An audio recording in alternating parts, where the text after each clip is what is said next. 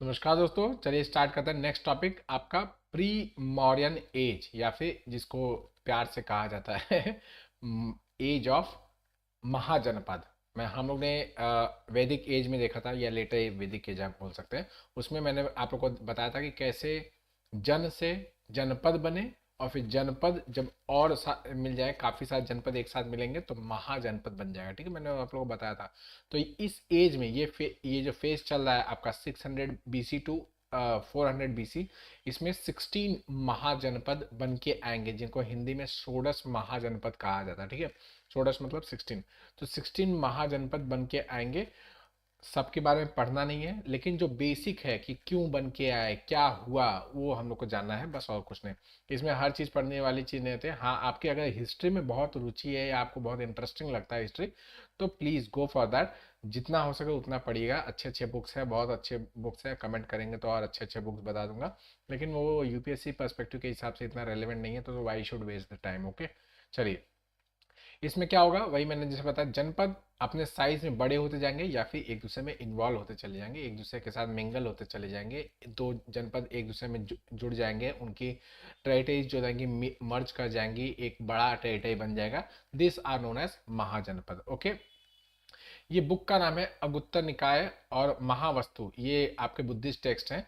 और इसके अलावा जैन टेक्स्ट भी इस चीज का रेफरेंस देते हैं कि भाई उस समय 16 महाजनपद बन के अपने आप में, मतलब वो एक साथ साइमल्टेनियसली सबके सब कंटेम्प्रेरी एक दूसरे के 16 महाजनपद हो गए। ठीक है, इसमें से मगध के बारे में कहा जाता है कि it had the tendency and potential, जो आगे चल के महाजनपदों में सबसे आगे निकल के आएगा। क्यों निकल के आएगा वो हम लोग देखेंगे। क्यों? क्योंकि यूपीएससी ने क्वेश्चन पूछा था कि what were the reasons for the rise of Magadh. ठीक है, आपके महाजनपद में। ओके, बाकी उस समय जैनिज्म, बुद्धिज्म, ये सब बहुत तेजी से फैला था। इसके अलावा भी बहुत सारे सेक्ट्स थे जो कि चल रहे थे साइमल्टेनियसली, लेकिन उन सब में ये दोनों बहुत ज़्यादा प्रोमिनेंटली आ गया है। इसके अलावा आजीवक और क्या बोलते हैं चारवाक, ये जो और दो है, ये सब भी बहुत प्रोमिनेंट आया। लेकिन इन चारों में भी देखा जाए तो इन दोनों का बोलबाला बहुत ज़्यादा था, Buddhism and Jainism. Okay, next, इसी समय पे आपके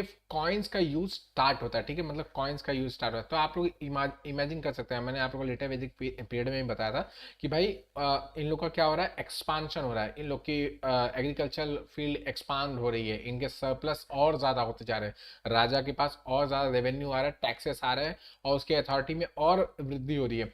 तो सीधी सी बात है, ऐसे जगह पे जहाँ पे मतलब अभी सरप्लस प्रोडक्शन वगैरह होने लगा, तो बार्टर ट्रेड ज़्यादा समय तक चल नहीं सकता। बार्टर ट्रेड में क्या है, तेरे पास तुम्हारे पास तुम्हारे पास 1 केजी आलू है, मेरे पास 1 केजी चावल है, या कुछ भी, एक गेहूँ है।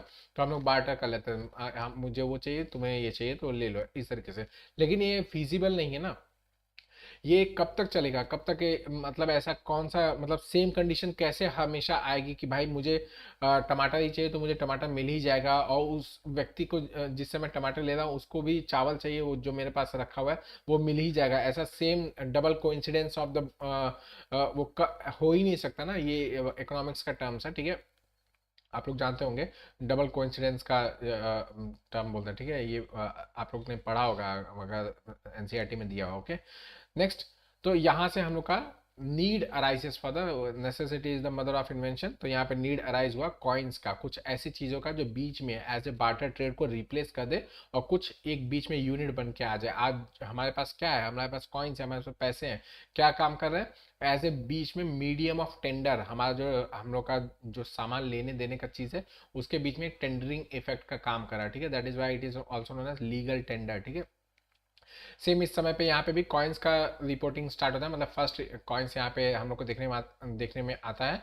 और उनको कहा जाता है punch mark coins. Punch mark coins इसलिए कहा जाता है क्योंकि दे वर द, मतलब कोई एक मेटल होगा उसके ऊपर पंचिंग की जाती थी, मतलब आपका स्टैम्प की तरह उस तरीके से पंचिंग की जाती थी। बस मेटल का छोटा सा पीस निकाला, उसके ऊपर पंचिंग कर दिया, रॉयल सिग्मा जो होगा वो लगा दिया कि हाँ ये रॉयल अथॉरिटी के द्वारा सिग्निफाइड है, and it can be use as a coin. ठीक है, होप करता हूँ आप लोग समझ में आ रहा है, एकदम लॉजिकल है, इसमें कुछ भी ज़्यादा समझाने की चीज़ नहीं है। ओके, इस समय पे यूज ऑफ आयरन टूल भी बहुत तेजी से बढ़ेगा, स्प्रेड ऑफ एग्रीकल्चर बढ़ता चला जाएगा, नॉर्दर्न ब्लैक पॉलिश्ड वेयर बहुत तेजी से आगे बढ़ता जाएगा। ये सब के सब फीचर्स मैंने आपको लेटर वैदिक पीरियड में बताया था कि किस तरीके से बढ़ता चला जाएगा।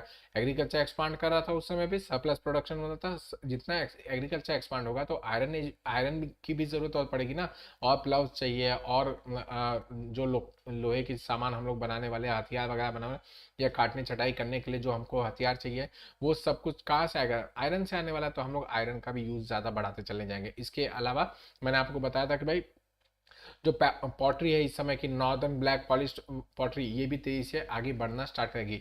इसी समय Brahmi script first among the ancient ones में, सबसे एंशियंट वन में से कुछ एक जो है आपकी ब्राह्मी स्क्रिप्ट, ये एसेंस में आती है। ये सबसे पहले हम लोग को देखने को मिलता है कि भाई Brahmi script can be recognized in each and every, जो उस समय लिखने का जो भी काम होता था वो ब्राह्मी स्क्रिप्ट में किया जाता था। आप लोगों को देखना नहीं है कि ब्राह्मी स्क्रिप्ट कैसा लिखा जाता है, क्या वो सब कोई इतना इंपॉर्टेंट नहीं है। लेकिन इसके साथ साथ कुछ गलतियां भी आएंगी, जैसे जैसे पावर्स बढ़ेगा तो गलतियां भी सोसाइटी में व्याप्त होंगी। जैसे कि जैसे आपका टैक्सेशन बढ़ता चला जा रहा है, आपके टैक्सेशन बढ़ता चला जा रहा है तो स्टेट का तो रेवेन्यू बढ़ता चला जा रहा है, लेकिन लोगों के ऊपर कर्ज बढ़ता चला जा रहा है, प्रोस्टिट्यूशन ये सब आगे आ रही है, वुमेन्स की कंडीशन में डिग्रेडेशन होता जा रहा है। अब सबके लिए क्या इंपॉर्टेंट हो गया, मनी, मनी वेल्थ ज्यादा इंपॉर्टेंट हो गया। एंड उसके साथ साथ धीरे धीरे वो कहते हैं ना, जर जोरू जमीन, ये तीनों के तीनों इंपॉर्टेंट होते चले गए। मेरी जमीन, मेरी बीवी, मेरी बीवी नहीं, मेरे घर की औरतें, एंड क्या बोलते हैं, पैसा, ये तीनों हमारे लिए बहुत ज्यादा इंपॉर्टेंट होते चला जाएगा। धीरे धीरे सब इसको बहुत ज़्यादा प्रोमिनेंस देने लगेंगे। यस, वुमेन की जो कंडीशन है वो जैन और बुद्धिस्ट जो ऑर्डर है, मतलब जो सेक्स है, उनके अंदर अच्छी रहती है। इनके अंदर सबको इक्वल वेटेज दिया जाता है लगभग, हाँ, हर चीज़ में नहीं कहा जा सकता, क्योंकि initially they were barred from entering. In fact आप लोगों को पता होगा कि बुद्धिज्म में initially womens were barred from the entering, लेकिन गौतम बुद्ध जी के अंतिम कुछ ईयर्स में गौतम जी ने बुद्ध जी ने क्या बोलते हैं, अलाउ कर दिया कि womens can also be a part of Buddhism. Okay, इसी तरीके से जैन में भी शुरू में अलाउ नहीं था, लेकिन धीरे धीरे उनका भी बच्चों से देखने को मिला, लेकिन फिर भी आपके 24 तीर्थंकर्स में से एक भी विमेन नहीं है। ओके, नेक्स्ट, इसी के अलावा कास्ट का अपीयरेंस बढ़ता चला है। मैंने बताया था कि लेटर वेटिक एज में आपके 4 रिजिड कास्ट सिस्टम बन गए, कि आपके जो वर्ण है वो 4 जो वर्ण से आपके ब्राह्मण, क्षत्रिय, वैश्य, शूद्र, ये एकदम रिजिड हो गए, ठोस हो गए। लेकिन अब इसके अलावा और भी क्लास का डिस्टिंग्विशमेंट होता जाए, सब कास्टेस वगैरह बनते चले जाएंगे। एक कास्ट में भी ये देखा जाएगा कि भाई ये इस काम को कर रहा है, ये काम जो है ये थोड़ा सा हमारे स्टेटस के हिसाब से कम है, तो ये हमारे कास्ट का भले है, लेकिन हमारे कास्ट में छोटे कैटेगरी में आ रहा है या बड़ी कैटेगरी में आ रहा है। इस तरीके से चीजें बढ़ती चली जाएगी। इसी के अलावा अनटचेबिलिटी का रेफरेंस हम लोग को देखने को मिलता है कि भाई अनटचेबिलिटी भी तेजी तेजी से बढ़ती चली जा रही है। इसके अलावा सती वगैरह तो मैंने आपको बताया था, लेटर वेदिक केस में आप लोग को उसके मतलब एविडेंसेस मिल जाता है कि लेटर वैदिक वैदिक एज में आपके सती प्रथा, पर्दा प्रथा, ये सब धीरे धीरे आपको एग्जांपल्स में देखने को मिल जाता है। तो यहाँ पे अनटचेबिलिटी भी बढ़ती हुई देखने को मिल रही है। ठीक है, देखते हैं, ये आपके सारे के सारे 16 महाजनपद है, ये सारे के सारे यहाँ पे लिखे हुए हैं। ठीक है, सब जो अलग अलग कलर्स में दिए हुए हैं वो सारे के सारे महाजनपद है। ठीक है, आप लोग देख सकते हैं। इसमें सबसे साउथ में आपका अशमक हुआ करता था, आपके राइट नाउ ये हैदराबाद के आसपास के रीजन में है। ओके, और बाकी सब आप लोगों को जिसको इसको याद रखना है वो याद करके रख सकता है, या आपको आपका अगर घर इसके आसपास कहीं पे है तो आप लोग देख लीजिएगा, वो मैं इस साम्राज्य के अधीन कभी होता था। ठीक है, तो इस तरीके से आप लोग को याद करना, याद कर सकते हैं। कभी इसके ऊपर यूपीएससी ने बहुत ही लाइट लाइट टर्म्स में क्वेश्चंस पूछे हैं, बहुत ही सिंपल सिंपल क्वेश्चन पूछे, जैसे असमक के बारे में पूछा है, सदन में था कि नहीं था, आपके ईस्ट वेस्ट वगैरह ये सब आप लोग देख के रखे हैं। एक बार रेफरेंस दिमाग में, अगर दिमाग में पड़ा रहेगा, फोटो आपने देखी हुई है या कहीं पे आपने लोग बना के रखा हुआ है, ईस्ट वेस्ट या नॉर्थ टू साउथ ऐसा कुछ बना के रखा हुआ है, या 16 महाजनपद कौन कौन से डायरेक्शन में थे वो भी आप लोग ने याद करके रखा हुआ है, तो भी आपके काम बन जाएगा। हालांकि सब कुछ याद करना आसान नहीं है, लेकिन फिर भी यहाँ पे एक जगह पे मतलब कंसोलिडेटेड 16 महाजनपद सारे के सारे लिखे हुए हैं, उनके कैपिटल और मॉडर्न लोकेशन कहाँ कहाँ पे है वो सब यहाँ पे लिस्टेड कर दिए गए, so that you can find, मतलब आसान हो जाएगा आप लोग के थोड़ा सा देखने के लिए। ओके, चलिए देख लिया, इसका स्क्रीनशॉट लेके रख लीजिएगा। नेक्स्ट, अब बात करते हैं इकोनॉमी की। ठीक है, बारी बारी से देखते हैं इकोनॉमी, सोसाइटी, ये सब कैसे कैसे होगा, उस समय क्या क्या चीज़ें हो रही थी। ठीक है, फर्स्ट यहाँ पे क्या होगा, सार्थ, सार्थ ये गिल्ड सिस्टम है, ठीक है, ये सार्थवाहा, सार्थवान, ये इसका रेफरेंस बहुत देखने को आएगा। मतलब सार्थ, सार्थ मतलब क्या हो गया कि एक गिल्ड सिस्टम है। गिल्ड में का मतलब ऐसे समझाऊंगा आप लोग को, अगर आप लोग को ऑलरेडी पता है तो वेरी गुड है, नहीं पता है तो बताता हूँ। इसमें क्या होगा कि एक कोई प्रोफेशन को करने वाले जितने भी लोग हैं वो एक जगह पे आ जाएंगे। कि फॉर एग्जाम्पल गोल्ड में डील करने वाले अगर लोग हैं, मतलब वो ज्वेलरी बनाते हैं, ठीक है, वो ज्वेलरी बनाते हैं आपके गोल्ड के, तो उन लोग एक साथ बन जाएंगे, उनका एक ग्रुप बन जाएगा, गैंग बन जाएगा, आप समझ कर सकते हैं। और इन लोग सबके सब एक साथ डीलिंग करेंगे, ठीक है। एक कोई भी व्यक्ति अलग से जाके डीलिंग नहीं करने वाला। ओके, समझ में आ रहा है कि नहीं? मतलब इसमें से कोई एक हेड होगा, इसमें से कोई एक हेड होगा जो सारे rules and regulation and overview करेगा कि हाँ भाई काम अच्छे से चल रहा है कि नहीं।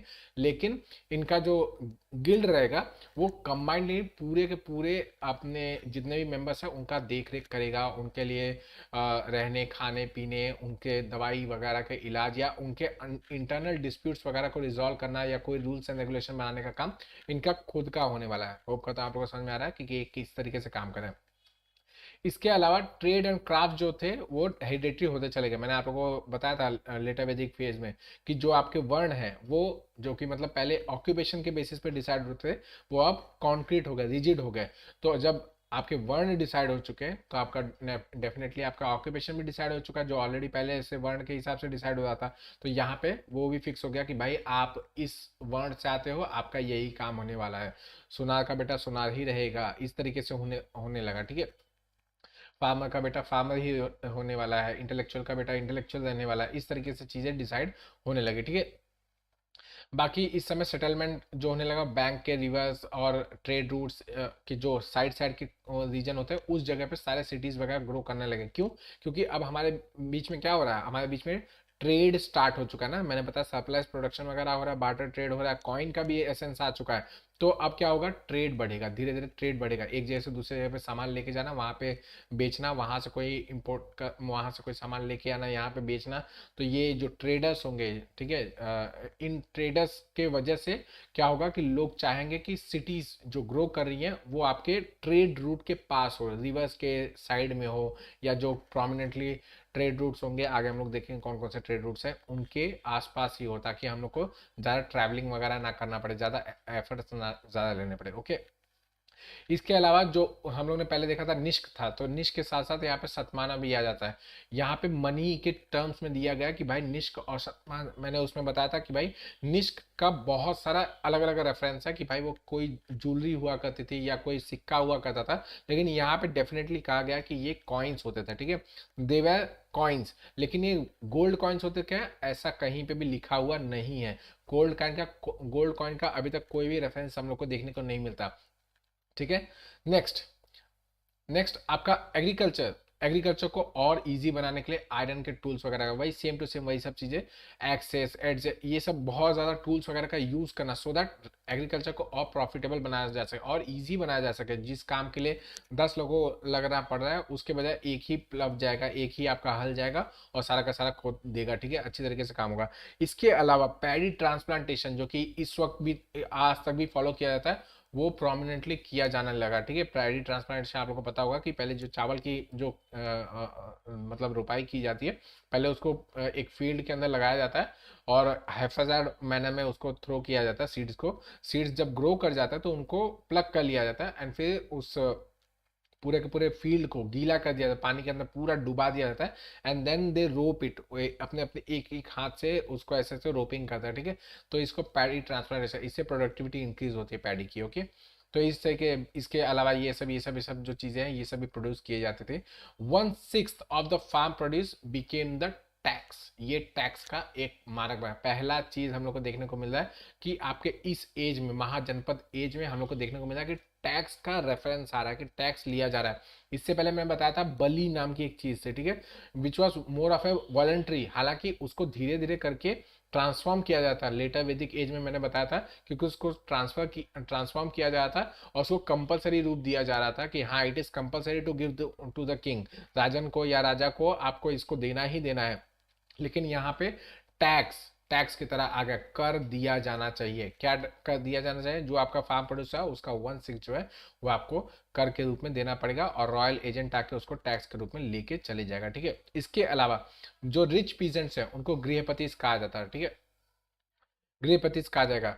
इसके अलावा मर्चेंट्स का अपना स्ट्रीट हुआ करता था, कोई एक स्ट्रीट है उसके आसपास जितने भी मर्चेंट्स हैं वो सेम काम कर रहे हैं, जो मैंने आपको गिल्ड सिस्टम जैसे बताया, सारथा सिस्टम, वो सेम इसी पे कि पूरा का पूरा एक गली में आज भी ऐसे फॉलो किया जाता है ना, कि एक कोई गली होती है उसके अंदर सारे के सारे एक ही काम कर रहे हैं। जैसे मुंबई के आप लोग जवेरी बाजार अगर आप लोग जाओगे तो वहाँ पे सारे के सारे सब डायमंड मर्चेंट, ज्वेलरी मर्चेंट्स ही भरे पड़े हैं, इतने डायमंड मर्चेंट्स हैं कि मतलब सब में होड़ लगी रहती है।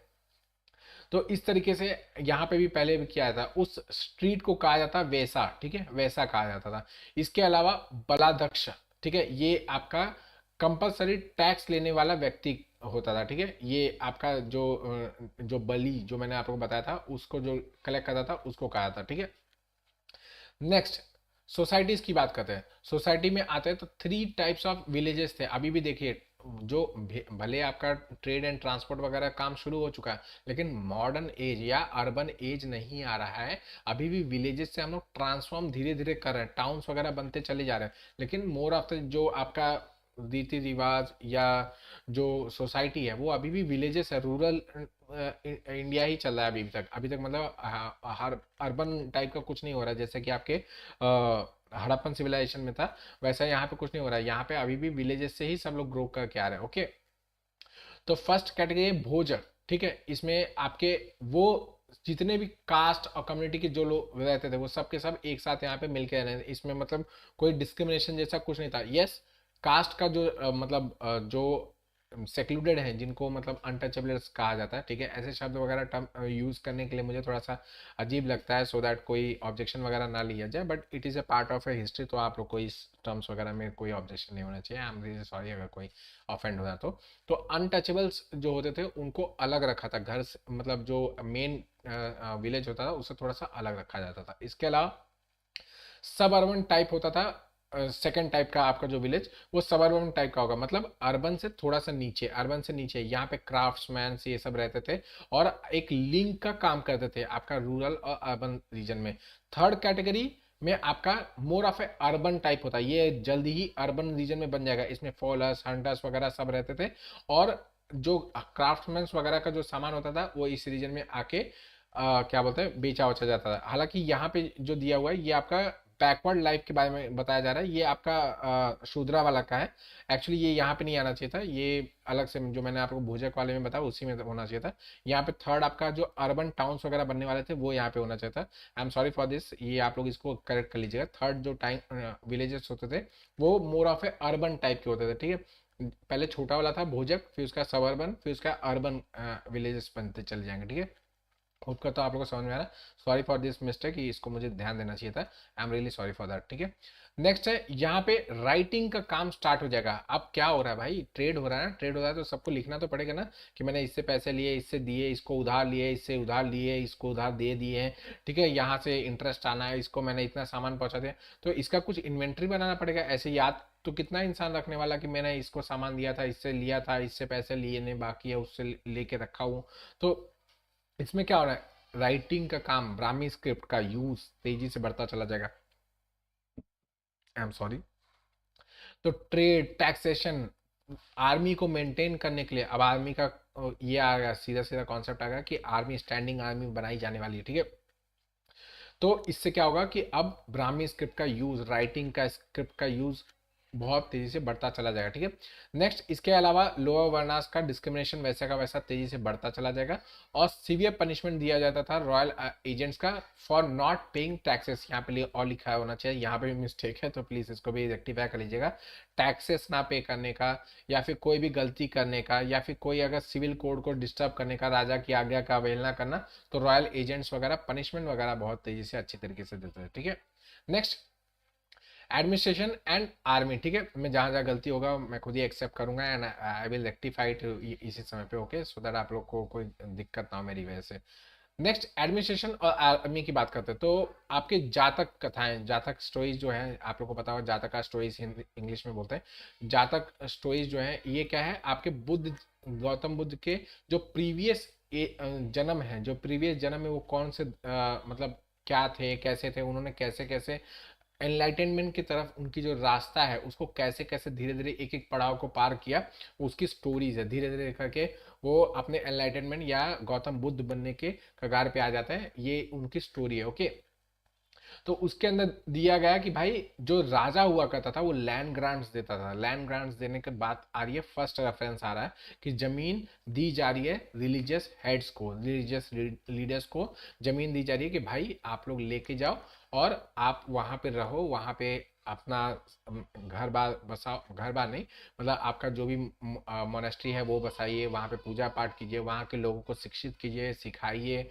सिविलाइज कैसे होते हैं उनको, जंगली लोग अगर हैं तो उन लोग को मेन स्ट्रीम में लेके आइए, सिविलाइज बनाइए उनको। हम हमारे और उनके बीच के जो संबंध है उसको बताने की कोशिश कीजिए। वो कथा समझ में आ रहा है कि एक समझिए कि एक किंग का एक टेरिटरी, ठीक है, उसके आगे आपका जंगल पूरा का पूरा है, ठीक है।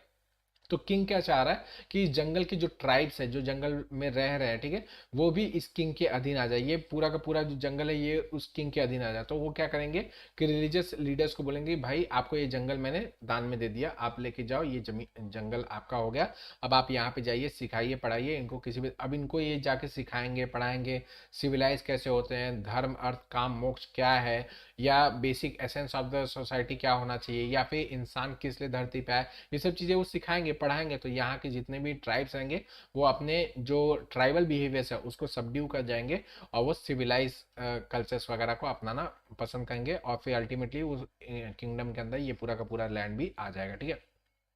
This is what use to happen, this is why आपका इतना बड़ा जो राजपाट सब बन के चला है वो इसी वजह से हुआ, क्योंकि धीरे धीरे सब लैंड ग्रांट्स वगैरह बढ़ते चले गए, ठीक है।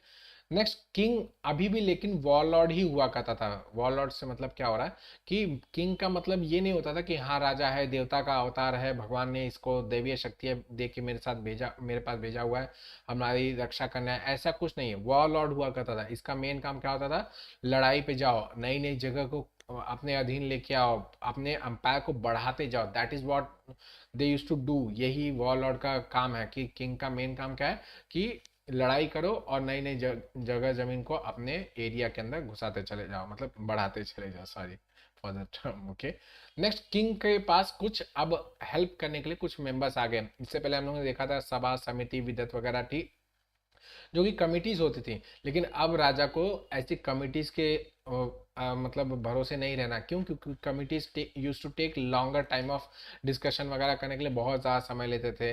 इसके अलावा कमिटीज बहुत सारे केसेस में उनके अगेंस्ट में जाते, राजा के अगेंस्ट में जाते थे। लेकिन अब राजा को क्या चाहिए, ऐसा व्यक्ति जो उनकी उनकी बात बोले, उनका तोता होना चाहिए, वो जो बोल दे वो उस हिसाब से काम करे। तो उन्होंने कुछ मंत्री लोगों को बनाया जिनको महामात्रास कहा जाता है, या फिर जिनको मतलब आज हम लोग मंत्री वगैरह कहते हैं, तो वो आपका महामात्रा उस समय कहा जाता है। ऐसे लोग जो कि एक एक डिपार्टमेंट लेके बैठ जाएंगे। इसके अलावा सेना नायक होते थे जो commander in the chief of the army होते थे।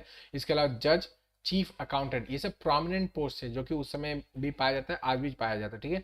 तो महामात्रा वह काइंड ऑफ है मंत्री मिनिस्टर्स होते थे, ठीक है, और सेम इनका काम करने वाले। इसके अलावा एक और क्लास था ऑफिसर्स का जिसको आयुक्त कहा जाता था, ठीक है। इनसे थोड़ा सा नीचे जो और भी काम हेल्प करने में, गवर्नेंस को मेंटेन करने में जो काम करेंगे वो आयुक्त कहे जाते थे, ठीक है। जो विलेज हेडमैन होता था उसको ग्राम भोजक, ग्रामीणी, ग्रामिका जैसे शब्दों से नवाजा जाता था, यह उसको बुलाया जाता, ठीक है। इसके अलावा परमानेंट आर्मी का कॉन्सेप्ट यहाँ पे हम लोग को देखने को मिलता है। इससे पहले हम लोगों ने देखा था कि देवर मतलब टेम्पररी आर्मी बनाई जाती थी। जैसे लड़ाई स्टार्ट होने वाली थी, सारे के सारे जितने एबल बॉडीड लोग रहते थे उन लोग को बुलाया जाता था, आर्मी बनाओ, लड़ाई करके आओ, जो जीत गया जीत गया, जो बच गया वापस आता था, जो नहीं बचता था वहीं पे शहीद, ठीक है। लेकिन यहाँ पे हम लोग ने परमानेंट आर्मी बना दी कि भाई अब लड़ाई तो होके ही रहेगी, ठीक है। क्योंकि मेन काम क्या हो गया, वॉरलॉर्ड है ना, इसका मेन काम क्या है, आप टेरिटरीज को ऑक्यूपाई करने वाले हो, तो आपके पास आर्मी तो होनी चाहिए ना। नेक्स्ट, इन सब में निकल के आता है मगध एम्पायर, ठीक है। मगध एम्पायर धीरे धीरे करके बढ़ के आता है। क्यों आता है वो हम लोग नीचे देखेंगे, लेकिन पहले देखते हैं बैकग्राउंड क्या है। बैकग्राउंड ये है कि आपके 16 में से 4 प्रोमिनेंट, काशी, कौशल, मगध और वज्जी, ठीक है, ये सारे कन्फेडरेसी जो हैं ये बहुत ज़्यादा रेलिवेंट होते चले जाते हैं। ये क्या करना स्टार्ट करते हैं, अपने पावर को इंक्रीज करना स्टार्ट करते हैं। कैसे, अपने आसपास की टेरिटरीज को ऑक्यूपाई करते करते, जो छोटे मोटे आसपास के किंगडम्स है उनके ऊपर धावा बोल के, उनको जीत के, उनके रिसोर्सेज का उपयोग करके अपनी पावर्स को बढ़ाने की कोशिश करता है। ठीक है, अल्टीमेटली ऐसा हो जाता है कि इन चारों के बीच में एक टशन हो जाता है कि हर एक जो रीजन है उसके लिए ये चारों फाइट ही कर रहे हैं। ठीक है, इस तरीके से होता रहता है। तो ये फाइट लगभग मतलब 100, 150, 200 साल चलती रहती है। इसमें से इवेंचुअली आपका मगध जो है वो विक्टोरियस साबित होता है। ठीक है, ऐसा नहीं है कि बाकी सब सबड्यू हो जाएंगे, गायब हो जाएंगे। There will be Kaushal, there will be Kashi, there will be Vajji, लेकिन मगध इसमें से ज्यादा पावरफुल निकल के आ जाएगा। क्यों? फर्स्ट है strategic geography. Geography affects every part of the society या every part of the empire वगैरह को ज्योग्राफी इफेक्ट करने वाला है। क्यों? एक तो राजगीर इसकी कैपिटल थी, एक तो इसका पाटलिपुत्र कैपिटल हुआ। ठीक है, बोथ वर सराउंडेड। राजगीर जो था तो तीन तरह से आपके माउंटेन से घिरा हुआ था, माउंटेन्स थे और बीच में राजगीर था। तो ये तीन तरफ से कोई आ नहीं सकता लड़ने के लिए, सामने से आएगा तो पीटा जाएगा। ठीक है, इसी तरीके से Pataliputra, it is surrounded by water. ये चारों तरफ से वाटर से सराउंडेड है और बीच में छोटे छोटे सिर्फ नहर मतलब छोटे छोटे लिंक पुल बनाए गए हैं जो यहाँ से आ जा सकते हैं। तो इट इज मोर ऑफ ए वो क्या कहते हैं, जल दुर्ग। ये मतलब जल दुर्ग की तरह काम कर रहा है, हर तरफ से फोर्टिफाइड है वाटर से, तो कोई भी डायरेक्टली अटैक नहीं कर सकता। इन लोग सेफ है, अच्छी तरीके से अपना काम कर रहे हैं। Pataliputra is now the Patna. ठीक है, पटना अपना आपका जो बिहार का पटना है वो पाटलिपुत्र है। ओके, इसके अलावा वहां पे रिसोर्सेज, आयरन, एलुवियल सॉइल, जो कि गैंजेटिक प्लेन में बहुत ज्यादा प्रोमिनेंट था। ज्योग्राफी का प्लेलिस्ट पूरा कंप्लीट हो चुका है, तो आप लोग को पता ही होगा अच्छी तरीके से। ठीक है, नहीं देखा हो तो प्लीज देख लीजिएगा। आयरन का बहुत ज्यादा यहाँ पे बिहार के रीजन में, आप लोग झारखंड वगैरह के रीजन में जानते हैं कितना आयरन, कितना कोल, ये सब सब पाया जाता है। आज भी पाया जाता है, आज भी वहां से सारा का सारा आयरन वगैरह वहीं से निकाला जाता है। तो उस समय भी पाया जाता था, वहां से निकालो और फिर उसके बाद आयरन का उपयोग करो। जिसके पास इतना सारा आयरन रहेगा, जितने वही तो आयरन के इम्प्लीमेंट्स वगैरह बना पाएगा। और iron weather most important for weapons, weapons वगैरह बनाने के लिए आयरन का बहुत ज़्यादा इंपॉर्टेंस था। और इनके लिए इतनी पूरी की पूरी खान इनके पास ही रखी हुई है, तो फिर आयरन तो इनके पास बहुत ज़्यादा है। जब चाहे जितना चाहे उतना मोल्डिंग कर लो, बना के फिर उसका अपने क्या बोलते हैं, लड़ाई के लिए चले जाओ। नेक्स्ट है एलिफेंट्स का यूज करना। इस रीजन में, आसाम ओसाम के रीजन में, बंगाल बिहार के रीजन में बहुत ज्यादा एलिफेंट्स पाए जाते थे। आज भी काफी सारे पाए जाते हैं, अब तो बहुत ज्यादा कम हो चुके हैं, मोस्टली सेक्लूडेड हो चुके हैं आपके नॉर्थ ईस्ट रीजन में। लेकिन फिर भी आज भी बहुत ज्यादा क्वांटिटी में इस रीजन में आपके एलिफेंट्स पाए जाते हैं। तो उस समय पे कितने ज्यादा हुआ करते थे, तो इनको पकड़ के इन लोग वॉर के लिए यूज करते थे। एलिफेंट्स इतना बड़ा सा, समझो ना आप, उस समय की बात कर रहे हैं आप। अब तो गोली बंदूक वगैरह आ चुका, उस समय लोग तलवार लेके, छोटे छोटे नाइफ लेके लड़ाई करने उतरे हैं और सामने आ जाता है हाथी। ठीक, तो आप इमेजिन कर सकते हो कि उसकी क्या हालत होती होगी कि भागो नहीं तो उठा के फेंक देगा। ठीक है, तोड़ फोड़ मचाने के लिए कितना मजबूत हो जाते थे एलिफेंट्स। ठीक है, elephants were the most prize thing कि इन लोग को अगर मतलब उस समय ये होता था कि एलिफेंट्स को हटाओ पहले, एलिफेंट्स को पहले कैसे करके भगा दो, तब हम लोग मतलब वॉर जीत जाएंगे। ठीक है, इसके अलावा progressive society of the progressive Magadh society. ठीक है, आपका जो मगध सोसाइटी है बहुत ही ज़्यादा प्रोग्रेसिव था। बहुत ही ज़्यादा प्रोग्रेसिव इसके लिए था क्योंकि इससे पहले मगध वगैरह का कोई वर्चस्व नहीं था। तो यहाँ पे मोस्टली आपके जो ट्रेडर्स कम्युनिटी थे या जो सेक्लूडेड कम्युनिटी थे वो यहाँ पे आके ज़्यादा एम्फेसिस करने लगे, क्योंकि ये पूरा का पूरा रीजन रिसोर्सेस वगैरह से भरा था। यहाँ पे ट्रेडिंग की एक्टिविटीज़ बहुत ज़्यादा प्रोमिनेंट थी और पानी वगैरह के सोर्स वगैरह अच्छा होने की वजह से इस रीजन में बहुत ज़्यादा काम हुआ। मतलब आपके ट्रेड एंड कॉमर्स वगैरह के एक्टिविटीज़ वगैरह ज़्यादा होती थी as compare to administration and culture वगैरह का। तो धीरे धीरे यहाँ के लोग बहुत ज़्यादा प्रोग्रेसिव होते थे, नए नए इनोवेशंस वगैरह को एक्सेप्ट कर लेते थे। And innovation is the key to success. आप लोग जानते होंगे कि आज भी देखिए यूएसए इतना पावरफुल क्यों है, क्योंकि उसके पास इतने सारे पेटेंट्स है, इतने सारे इन्वेंशन है, इतने सारा रिसोर्सेस के ऊपर वो क्या बोलते हैं R&D वगैरह कर ही रहा है। तो उसके पास सबसे ज़्यादा इन्वेंशंस वगैरह सब पावर होने की वजह से, टेक्नोलॉजी होने की वजह से आज वो सबसे आगे है। ठीक है, उसी तरीके से यहाँ पे भी हो रहा है कि इन लोग इन्वेंशंस वगैरह को, टेक्नोलॉजी को एक्सेप्ट कर रहे हैं और उसको प्रमोट भी कर रहे हैं। ठीक है, नेक्स्ट है इसके अलावा इसके कॉम्पिटेंट रूलर्स वगैरह, ठीक है, बिम्बिसार, अजातशत्रु, उदयन, ये सब क्या करेंगे, इसको प्रमोट करेंगे कि भाई और करो, मेरी पावर बढ़ती चली जाए और मैं और भी तुम लोग को और पावर लेके दूंगा, ठीक है। बारी बारी से इन जो रूलर्स है उनको देख लेंगे, हालांकि रूलर्स वगैरह काम वगैरह कोई इंपॉर्टेंट नहीं आता, लेकिन मैं बस रेफरेंस में बता देता हूँ so that we can start the, at least आप लोग को पता हो कि भाई आपका Mauryan empire start, sorry, Magadhan empire start कहाँ से हो रहा है। तो हर्यंकर डायनेस्टी आता है सबसे पहले, उसमें के सबसे पहले है बिम्बिसार। कुछ भी ये सब याद रखने की जरूरत नहीं, मोस्टली इन्होंने क्या किया कि बहुत सारे मैट्रिमोनियल अलायंसेस किए, ठीक है। इनका ये था कि भाई शादी कर लो और आपको कुछ ना कुछ दहेज में मिल ही जाएगा, एंड उसके अलावा आप किसी ना किसी के जीजा, किसी ना किसी के साले, किसी ना किसी के कुछ ना कुछ बन ही जाओगे। तो इससे क्या होगा कि आपका पावर अथॉरिटी बनता चला जाएगा आप धीरे धीरे। तो इन्होंने आपके क्या बोलते हैं, जितने भी उस समय के बड़े बड़े जितने भी राजा लोग थे, उनकी बेटियों से या तो शादी कर ली, या तो अपनी बहनों को शादी करा दी, या तो अपनी बेटी की शादी करा दी। इस तरीके से करके ये अपने राजपाट को बहुत तेजी से मजबूती की तरफ लेके जाएंगे। नेक्स्ट आते हैं अजातशत्रु। सब कुछ डिटेल में पढ़ना हो तो आप लोग पढ़ सकते हैं, ये सब कुछ यहाँ पे लिखा हुआ है। सब कुछ डिटेल में पढ़ाने जाऊंगा कि ये ऐसा हो गया, ये इसने ऐसा कर दिया, वैसा कर दिया, तो बहुत टाइम जाएगा, बेवजह का ये वीडियो लेंदी हो जाएगा, आप लोगों को कुछ भी मजा नहीं आएगा। इसके अलावा आप लोग बेटर है ये सब पढ़ेंगे, हालांकि यूपीएससी ये सब फालतू क्वेश्चन पूछता भी नहीं है कि ये किसने क्या किया, किसको क्या कहा जाता, ठीक है। अजात शत्रु की बात करें तो ये कुछ ज़्यादा ही रूल कर रहे थे, 50 साल से ज़्यादा इनका रूलिंग हो चुका था, आप लोग देख सकते हैं। तो अजात शत्रु से रहा नहीं गया और इसने अपने मतलब पिताजी का मर्डर कर दिया, ठीक है। नॉट अ पॉइंट टू लाभ, बट ऐसा इन्होंने कर दिया क्योंकि वो 50 साल से ज़्यादा हो चुके थे, फिर भी वो राज किए ही जा रहे थे, मर ही नहीं रहे थे, तो इन्होंने ज़बरदस्ती उनको मार डाला।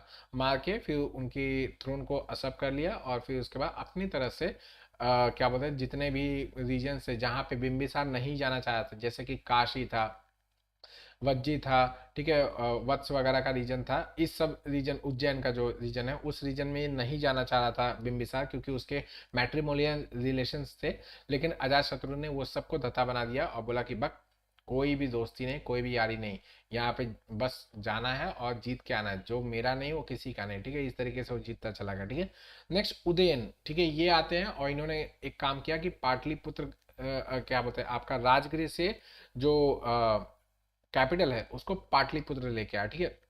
हालांकि पाटलिपुत्र बसाने का काम किया था अजातशत्रु ने, स्टार्ट उन्होंने करवाया था पाटलिपुत्र को बनवाना, लेकिन उदयन ने कैपिटल को ट्रांसफर करने का काम किया। इन्होंने भी सेम किया, इनके भी पिताजी कुछ ज़्यादा ही समय तक मतलब राज कर रहे थे, तो इन्होंने भी सेम ऐसा ही किया, अजातशत्रु को इन्होंने मतलब मर्डर कर दिया, एंड इन्होंने क्या बोलते हैं वो थ्रोन को असप कर लिया और अपने हिसाब से आगे चलने लगे, ठीक है। देखिए ये सब स्टोरी वगैरह फालतू चीज़ें होती है, इन सब में यूपीएससी का कोई ना रस है ना मेरा कोई रस है, ठीक है। तो मैं ये सब चीज़ें वैसे ही पढ़ता नहीं हूँ ना पढ़ाता हूँ, लेकिन फिर भी चूंकि आप लोग का ये स्टार्टिंग फेज है, ये सबसे पहला फेज होता है जो आप लोग को पता होना चाहिए कि स्टार्ट कहाँ से हो रही है history, that is why I should take this, ठीक है। इसके अलावा क्या हुआ, उदयन के बाद यहाँ पे जो आपका उदयन है, ठीक है, उसके लास्ट, सॉरी, शिशुनाग, हाँ, उदयन उदयन के समय क्या होता है, उदयन के मतलब लास्ट फेज में इसका जो इसने तो अपना पाटलिपुत्र में चेंज कर दिया, उसके बाद यहाँ पे नाग दशक करके इनका वंशज आगे का होता है, कोई कहता है इनका बेटा था, कोई कहता है इनके पोते थे, जो भी थे उनसे हमको कोई लेना देना नहीं। इनको इनका जो अमात्य रहता था शिशुनाग, वो इनको ओवरथ्रो कर देता, ठीक है, इनको ओवरथ्रो कर देता और नया डायनेस्टी बसाता है, शिशुनाग डायनेस्टी, छोटे समय के लिए रहेगा लेकिन शिशुनाग डायनेस्टी प्रोमिनेंटली बन जाता, ठीक है। इसके समय पे एक बहुत बड़ी इवेंट होती है, सेकेंड बुद्धिस्ट काउंसिल, ठीक है। फर्स्ट बुद्धिस्ट काउंसिल आपके अशोक के समय होगी, फिर कालाशोक के समय होगी, एक ठीक है,